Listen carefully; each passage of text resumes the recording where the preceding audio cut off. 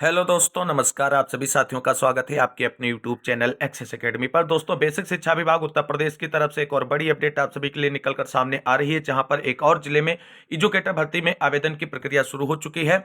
और इसके साथ साथ वहां पर district coordinator, block coordinator, computer operator के साथ साथ अन्य पदों पर भी भर्तियों का विज्ञापन जारी किया गया है। तो इस वीडियो के माध्यम से इन पदों पर भर्ती से संबंधित कंप्लीट जानकारी यहां पर मिलने वाली है, जैसे विभिन्न पदों के लिए शैक्षिक योग्यता, आयु और सैलरी क्या रहने वाली है, चयन की प्रक्रिया और फॉर्म भरने की लास्ट डेट के साथ साथ आवेदन की प्रक्रिया आप सभी को कैसे कंप्लीट करनी है, उसके बारे में डिटेल जानकारी डिस्कस की जाएगी।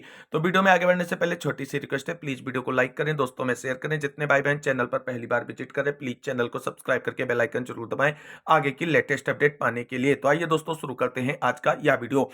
साथियों, उत्तर प्रदेश में 10,684 पदों पर ईसीसी एजुकेटर भर्ती और 5,083 पदों पर स्पेशल प्रोफेशनल एजुकेटर भर्ती में आवेदन की प्रक्रिया का इंतजार कर रहे युवाओं के लिए राहत भरी खबर है। और आप सभी लोगों को यहां पर बता दें कि जिलेवार जो है अभी ईसीसी एजुकेटर और स्पेशल प्रोफेशनल एजुकेटर भर्ती में आवेदन की प्रक्रिया शुरू नहीं हुई है, लेकिन स्पेशल एजुकेटरों के पदों पर भर्ती के विज्ञापन जिलेवार आने शुरू हो गए हैं। पिछली वीडियो में हमने एक जिले में जो है एजुकेटर भर्ती के आवेदन प्रक्रिया से जुड़ी हुई डिटेल जानकारी डिस्कस की थी। अब एक और जिले में आवेदन की प्रक्रिया शुरू हो चुकी है, तो उसकी डिटेल जानकारी आप सभी लोग यहां पर देख सकते हैं। तो दोस्तों, यहां पर आप सभी लोग ऑफिशियल विज्ञप्ति देख सकते हैं। कार्यालय जिला बेसिक शिक्षा अधिकारी की तरफ से ये शासनादेश 22 नवंबर को जारी किया गया है। और एटा के जिला बेसिक शिक्षा अधिकारी का ये पत्र है, जिसमें आप सभी लोग देख सकते हैं राज्य परियोजना के कार्यालय पत्रांक और ये पूरा मेंशन किया गया है। दिनांक 19 नवंबर 2019 के आदेश तथा मुख्य विकास अधिकारी महोदय अध्यक्ष चयन समिति के अनुमोदन दिनांक 21/11/2024 के क्रम में जिला परियोजना कार्यालय में सर्व शिक्षा अभियान एटा में रिक्त पदों पर तैनाती जो है आपकी फर्म के माध्यम से किया जाना है। तो सारी भर्तियां जो हैं आउटसोर्सिंग संविदा के बिहाफ पर की जाएंगी। और इन पदों पर भर्ती के लिए सेवा प्रदाता एजेंसी के रूप में हमेशा संजय ग्राम उद्योग समिति कानपुर का चयन किया गया है। और उसको संबोधित ये जो है विज्ञप्ति है, आप सभी लोग देख सकते हैं। ये भर्ती जो है यहाँ पर कंप्यूटर ऑपरेटर और सहायक लेखाकार के लिए है। यहाँ कंप्यूटर ऑपरेटर के लिए शैक्षिक योग्यता मान्यता प्राप्त संस्था है विश्वविद्यालय से कंप्यूटर विज्ञान में डिप्लोमा के साथ साथ इंटरमीडिएट या डीओई एसीसी नीलिट ओ स्तर के प्रमाण पत्र के साथ इंटरमीडिएट होना चाहिए। डास, यूनिक्स, विंडो, एंटी जैसे नेटवर्किंग वातावरण का एक्सपोजर जो है चलाना होगा। हिंदी तथा अंग्रेजी में कम से कम क्रमशः 25 शब्द तथा 40 शब्द प्रति मिनट की टंकण गति होनी चाहिए। यानी हिंदी में 25 वर्ड पर मिनट और अंग्रेजी में 40 वर्ड पर मिनट आपकी टाइपिंग स्पीड होनी चाहिए। एज की बात की जाए तो 21 से 45 वर्ष सामान्य वर्ग के अभ्यर्थियों के लिए निर्धारित की गई है। और आरक्षित वर्ग के अभ्यर्थी जो है वो एज रिलैक्सेशन पाएंगे। यहाँ पर आप सभी लोग देख सकते हैं कुल एक पद है और सैलरी 11,000 रुपए पर मंथ निर्धारित की गई है। सहायक लेखाकार की अगर हम बात करें तो इसके लिए शैक्षिक योग्यता स्नातक कॉमर्स या post graduate diploma in accountancy सहित कंप्यूटर में ओ लेवल का डिप्लोमा होना चाहिए। यानी स्नातक अगर कॉमर्स से या post graduate diploma in accountancy आपने किया है तो आप आवेदन कर सकते हैं, बशर्ते उसके साथ में ओ लेवल कंप्यूटर का कोर्स आप किए हों। आयु यहाँ पर भी 21 से 45 वर्ष निर्धारित की गई। और इसके लिए सैलरी जो है 11,600 रुपए पर मंथ जो है निर्धारित की गई है। अगला जो है नोटिफिकेशन देखते हैं किन पदों पर भर्ती के लिए है। अगली भर्ती दोस्तों यहाँ पर आप सभी लोग देख सकते हैं वो जिला समन्वयक यानी डिस्ट्रिक्ट कोऑर्डिनेटर बालिका शिक्षा के लिए निकाली गई है। और इसके लिए अनिवार्य शैक्षिक योग्यता है किसी मान्यता प्राप्त संस्थान या विश्वविद्यालय से संस्थागत रूप से एमबीए न्यूनतम 60% अंकों के साथ उत्तीर्ण किसी भी क्षेत्र में हो, अथवा मास्टर इन मैनेजमेंट स्टडीज का अगर आपने डिग्री कर रखी तो आप आवेदन कर सकते हैं।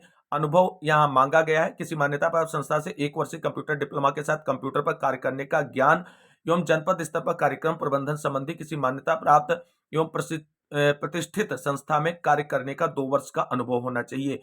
बीएड या एमएड को वरीयता इसमें दी जाएगी। एज की अगर हम बात करें तो यहाँ पर 21 से 45 वर्ष निर्धारित की गई है सामान्य वर्ग के अभ्यर्थियों के लिए। सैलरी 40,000 रुपए पर मंथ यहाँ पर मिलने वाली है। अगली भर्ती देखते हैं। अगली भर्ती जो यहाँ पर जारी हुई है, जिसके लिए विज्ञापन जारी किया गया है, आवेदन की प्रक्रिया शुरू की गई है, तो यहाँ पर ब्लॉक MIS समन्वयक के रूप में ये पद है। और इसके कुल 3 पदों के लिए भर्ती का विज्ञापन जारी हुआ है। इसके लिए अनिवार्य शैक्षिक योग्यता की बात करें तो मान्यता प्राप्त संस्था या विश्वविद्यालय से बीटेक होना चाहिए या graduation with O level diploma होना चाहिए। एक्सपीरियंस यहाँ पर भी मांगा गया है 1 साल का experience after graduation in a similar field. और लैंग्वेज यहाँ पे Hindi English both writing and speaking, यानी हिंदी और अंग्रेजी दोनों लिखनी और बोलनी आनी चाहिए। और टाइपिंग यहाँ पर हिंदी में कम से कम 40 शब्द प्रति मिनट जो है वो मांगा गया है। एज की बात करें तो 21 वर्ष न्यूनतम और 40 वर्ष अधिकतम सामान्य वर्ग के अभ्यर्थियों की निर्धारित की गई है। सैलरी यहाँ पर आप सभी लोग देख सकते हैं 14,583 रुपए पर मंथ रहने वाली है। अगली विज्ञप्ति जिन पदों पर भर्ती के लिए जारी की गई है वो उसके अंतर्गत आते हैं ब्लॉक गुणवत्ता समन्वयक यानी ब्लॉक क्वालिटी कोऑर्डिनेटर की। और यहाँ पर अनिवार्य शैक्षिक योग्यता की अगर हम बात करें तो मान्यता प्राप्त संस्था है विश्वविद्यालय से एमबीए किया होना चाहिए। अगर एमबीए नहीं है तो अथवा में देख लीजिए PGDM or master of commerce or master of management studies or PG diploma in project management, यानी आर करके अथवा होता है दोस्तों। तो इनमें से कोई एक अगर आपके पास डिग्री या डिप्लोमा है तो आप आवेदन कर सकते हैं, लेकिन उसके साथ ध्यान रखना टेक्निकल क्वालिफिकेशन एक्सेल के क्षेत्र में होनी चाहिए और 1 ईयर का experience after post graduation in similar field के रूप में मांगा गया है। और एज की बात अगर हम करें तो यहाँ पर 23 से 40 वर्ष निर्धारित की गई है और एज जो है काउंट की जाएगी 31/3/2021 तक। और यहाँ पर कुल पदों की संख्या 3 है दोस्तों और सैलरी 16,383 रुपए पर मंथ निर्धारित की गई है। अब दोस्तों बात कर लेते हैं एजुकेटर्स के पदों पर भर्ती को लेकर के जो विज्ञप्ति जारी की गई है कार्यालय जिला बेसिक शिक्षा अधिकारी एटा की तरफ से ही जारी की गई है, यानी एटा जनपद में ही एजुकेटर्स की नियुक्ति को लेकर के आवेदन की प्रक्रिया शुरू हो चुकी है। यहाँ पर आप सभी लोग देख सकते हैं कुल 13 पदों के लिए भर्ती का विज्ञापन यहाँ पर जारी किया गया है और इसके लिए सारी डिटेल जानकारी यहाँ पर आप सभी लोग देख सकते हैं। स्पेशल एजुकेटर्स पद है और शैक्षिक योग्यता की बात करें तो स्नातक किसी भी क्षेत्र में हो आवेदन कर सकते हैं, लेकिन उसके साथ साथ ध्यान रखना है कि विशेष शिक्षा में द्विवर्षीय डिप्लोमा HI, VI या MI, MR अथवा उत्तर प्रदेश शिक्षक पात्रता परीक्षा यानी यूपीटीटी या केंद्रीय शिक्षक पात्रता परीक्षा CTET उत्तीर्ण होना चाहिए और RCI में पंजीकरण होना चाहिए। एज की बात की जाए तो यहाँ पर 23 से 40 वर्ष निर्धारित की गई, यानी अगर यहाँ पे ध्यान रखना है शैक्षिक योग्यता में बहुत गड़बड़ होता है आप सभी लोगों को, तो यहाँ पे आप सभी को बता दें ग्रेजुएशन आप किसी भी स्ट्रीम से हैं आप आवेदन कर सकते हैं, लेकिन उसके साथ में आपके पास विशेष शिक्षा में 2 वर्षीय डिप्लोमा होना चाहिए। ये चीज आपको ध्यान रखनी है। अगला यहाँ पर कार्य का विवरण जो है वो मेंशन किया गया है कि जनपद में चयनित पीएमश्री विद्यालयों के अतिरिक्त आवंटित न्याय पंचायत के विद्यालयों में अध्ययनरत दिव्यांग बच्चों को अतिरिक्त सपोर्ट देना होगा। राज्य परियोजना निदेशक एवं बेसिक शिक्षा अधिकारी द्वारा सौंपे गए अन्य कार्य भी आपको यहाँ पर करने पड़ेंगे।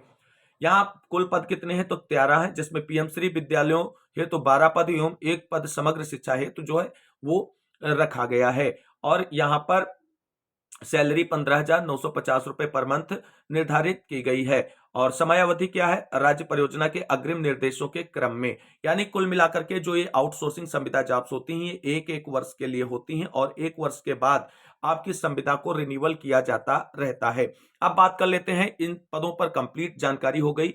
चयन की प्रक्रिया क्या रहने वाली है तो दोस्तों आप सभी को बता दें ये सारे पद आउटसोर्सिंग संविदा के माध्यम से होते हैं और इन पदों पर सेवायोजन पोर्टल के माध्यम से ऑनलाइन आवेदन किए जाते हैं। ऑनलाइन आवेदन प्राप्त होने के बाद सेवा प्रदाता एजेंसी के द्वारा समस्त प्राप्त आवेदन पत्रों को चयन समिति के समक्ष उपस्थित किया जाता है और चयन समिति के द्वारा मेरिट के बिहाफ पर इनमें शामिल आवेदन करने वाले अभ्यर्थियों का चयन किया जाता है और एक मेरिट लिस्ट जारी की जाती है और मेरिट लिस्ट में आने वाले अभ्यर्थियों का डॉक्यूमेंट वेरिफिकेशन होता है। डॉक्यूमेंट वेरिफिकेशन की प्रक्रिया में सफल अभ्यर्थियों को फाइनल रूप से चयनित किया जाता है और नियुक्ति पत्र देकर के उन्हें ज्वाइनिंग कराई जाती है संबंधित विद्यालयों में जहां के लिए उनकी नियुक्ति की जाती है। तो ये चयन की प्रक्रिया हो गई और आवेदन कहां से करना है वो डिटेल जानकारी हो गई। बाकी इन सभी पदों पर आवेदन करने की लास्ट डेट क्या है उसके बारे में भी बात करते हैं।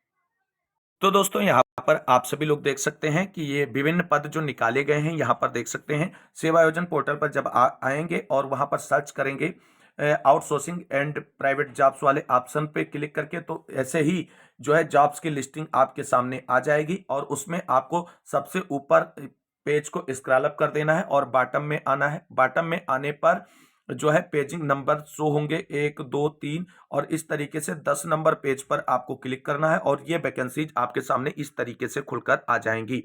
यहाँ पर देख सकते हैं इन पदों के लिए आवेदन की अंतिम तिथि 14/12/2024 निर्धारित की गई है असिस्टेंट अकाउंटेंट के लिए और इसके बाद कंप्यूटर ऑपरेटर के लिए भी 14/12 जो है वो लास्ट डेट है। इसके साथ साथ जो डिस्ट्रिक्ट कोऑर्डिनेटर के पदों पर भर्ती है उसके लिए भी आवेदन की अंतिम तिथि 14 दिसंबर निर्धारित की गई है। और स्पेशल एजुकेटर भर्ती जो बहुत ही इंपॉर्टेंट है उसके लिए भी यहाँ पर 14/12/2024 आवेदन की अंतिम तिथि जो है वो फिक्स की गई है। यहाँ पर ब्लॉक क्वालिटी कोऑर्डिनेटर के पदों पर भर्ती की भी आवेदन की अंतिम तिथि है, देख सकते हैं। और कोऑर्डिनेटर सारी डिटेल यहाँ पर आप सभी लोग देख सकते हैं। कुल मिलाकर के ये जो जानकारी बहुत ही इंपॉर्टेंट है। और कुछ साथियों का ये कहना रहता है कि सर आप इन अलग से वैकेंसीज के बारे में जानकारी क्यों शेयर करते हैं, तो आप सभी साथियों को अवगत करा दें कि इस बेरोजगारी के आलम में हमारा एक प्रयास है कि कहीं भी किसी भी तरीके से कोई भी भाई बहन सेटल हो जाए बस, क्योंकि आपको एक आजीविका का साधन चाहिए। एक बार आप अगर इन पदों पर सेटल हो गए तो उसके बाद आपके पास आजीविका का साधन आ जाएगा और आप अपनी फ्यूचर की प्रिपरेशन को भी कंटिन्यू रख सकेंगे। इसी के उद्देश्य से ये सारी जानकारियां आपको शेयर की जाती हैं। तो कुल मिलाकर के इस वीडियो को अंत तक देखने वाले सभी साथियों को तहे दिल से शुक्रिया, बहुत बहुत धन्यवाद। जो भी भर्तियों से रिलेटेड क्वेरी या क्वेश्चन है कमेंट बॉक्स में आप पूछ सकते हैं। मिलते हैं अगली वीडियो में लेटेस्ट अपडेट के साथ, तब तक के लिए सभी साथियों को जय हिंद, जय भारत, वंदे मातरम।